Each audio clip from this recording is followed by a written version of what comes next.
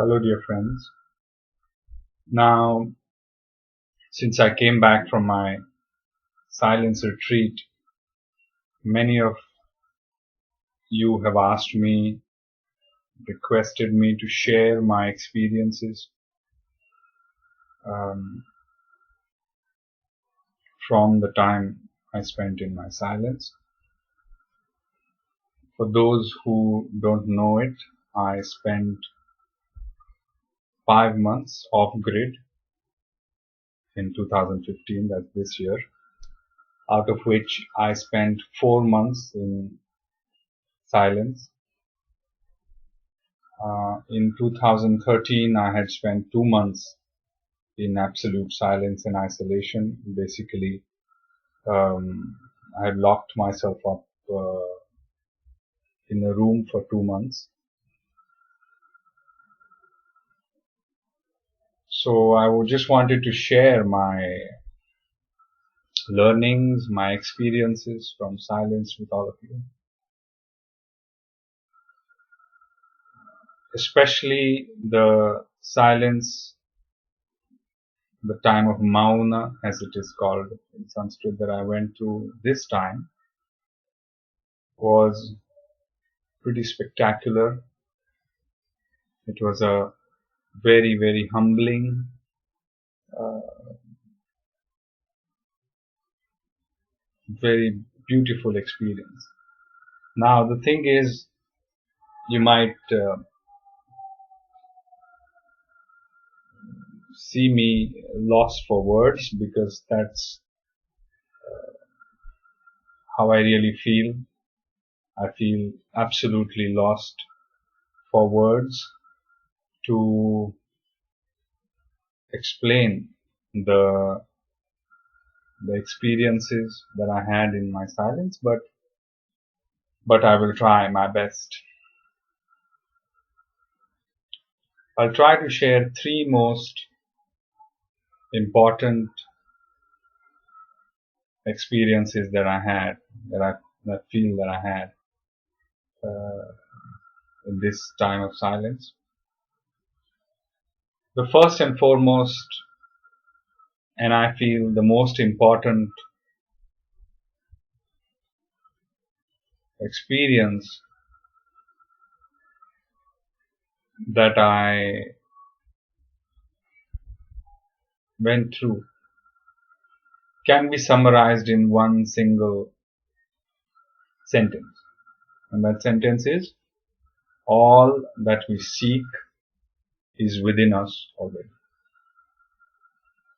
All that we seek is within us already. Now I know this will come across as a very woo-woo kind of a statement, and it's okay for those who feel it that way. But for me, it's an experiential truth, and it feels incredibly empowering to know that all that we seek, all that we are looking for, all that we are struggling towards is there within us. What does this mean? Does this mean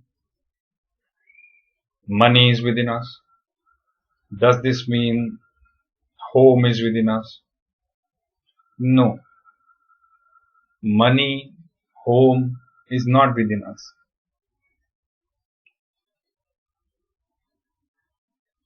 But the sense of enjoyment that money can give us is within us. The sense of security a home can give us is within us. Money, home, relationships are means to certain ends. And when we connect to ourselves through silence or other methods of spiritual pursuit, we realize that those very means that we seek and participate in externally are within us. Not just the means, but also the ends to those means are really within us. And this, when it is experienced, comes across and feels like a beautifully empowering, confidence giving state. I have no other word to call it. I will not even call it an experience, but it is a state. So all that we seek is within us already. The second one, which for me was personally absolutely profound in its experience, and I know I'll be the most lost for words when I'm trying to explain this, is that each and every molecule of this universe is alive. Each and every atom of this world is alive. Not just outside, but also internally. May it be air, space, earth, water, sun, moon, leaves, roots, trees, furniture,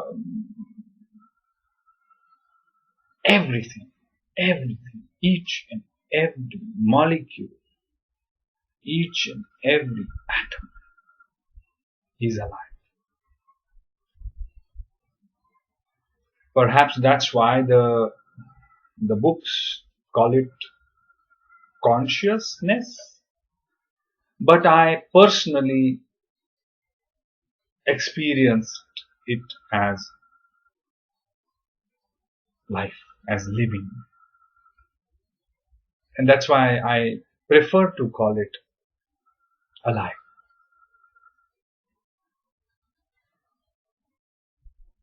It's alive. I have nothing more to say. Everything in this universe is alive. Now the best part of this is, it's not just alive, but because it is alive, it is in a continuous relationship with us. Each and every atom of this universe is in a continuous relationship with us.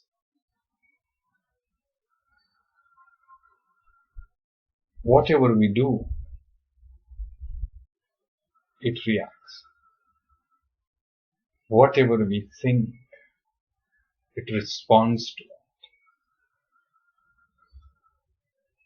And for me, this has been a remarkable experience. To know that there is no real fundamental difference between living and non-living things. As I said, I don't know how more to explain it, so I summarize it in just one single sentence, that everything in this universe is alive.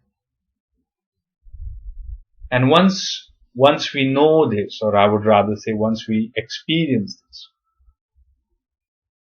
we never feel lonely. We always feel as if we are walking along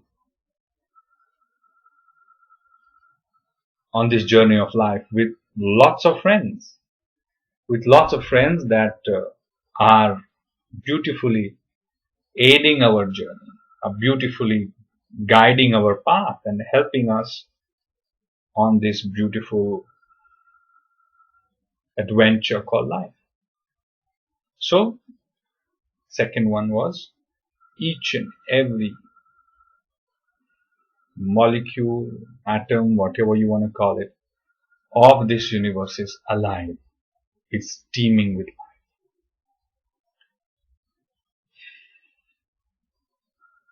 The third and the final experience that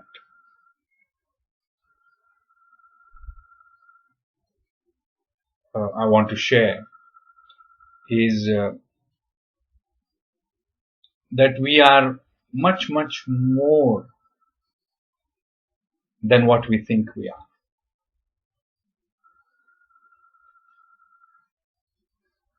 Beyond what we understand ourselves as the body, or as the mind, or as the emotions, or our problems, or our Facebook statuses, or our profile pictures.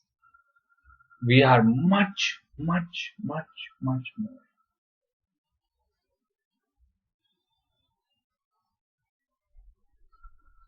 I purposely do not want to go into what is this much, much more, because we have all read it in books that we are Brahman, we are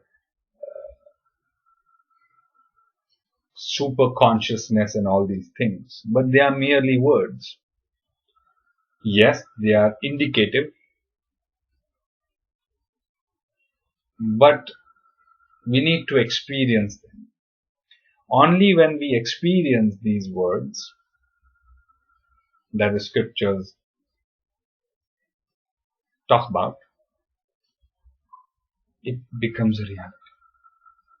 And that is when we realize that we are much, much, much, much more than what we think we are. We are much more radiant, we are much more colorful, we are much more dynamic, we are much more expansive. I mean, I just describing it right now gives me this rush of energy. Our personality is much, much profound than our usual state of poor me complex.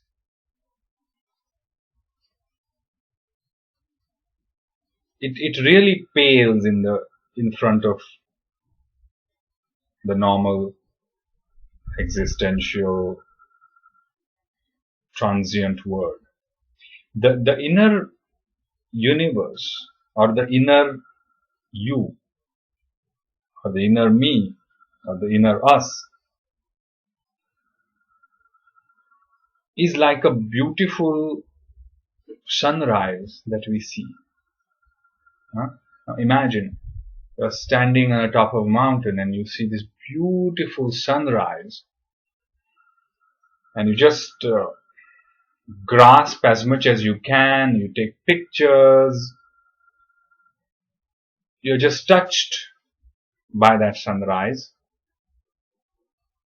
you're bathed by those amazing radiant sun rays, and then you go back home and the experience is gone. But when you get in touch with your inner sun,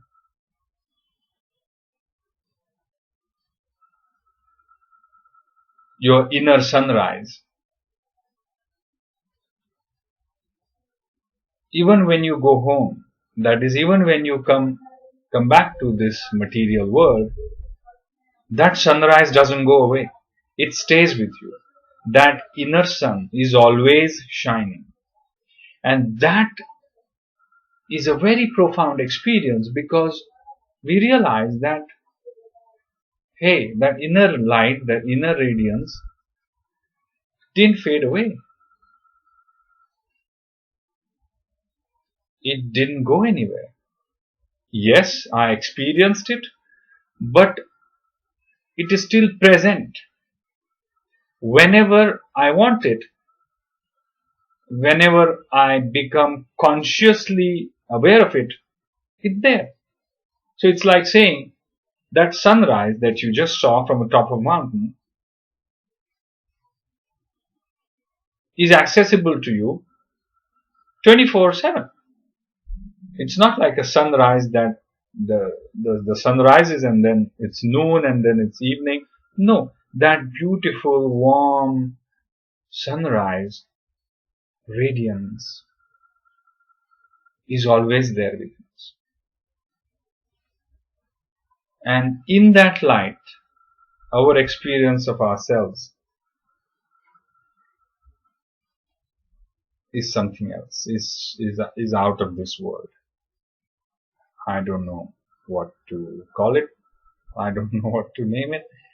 And that's why I don't want to get into just calling it something. Because every word that is associated with it is not enough to describe its profundity. Well, so these were the three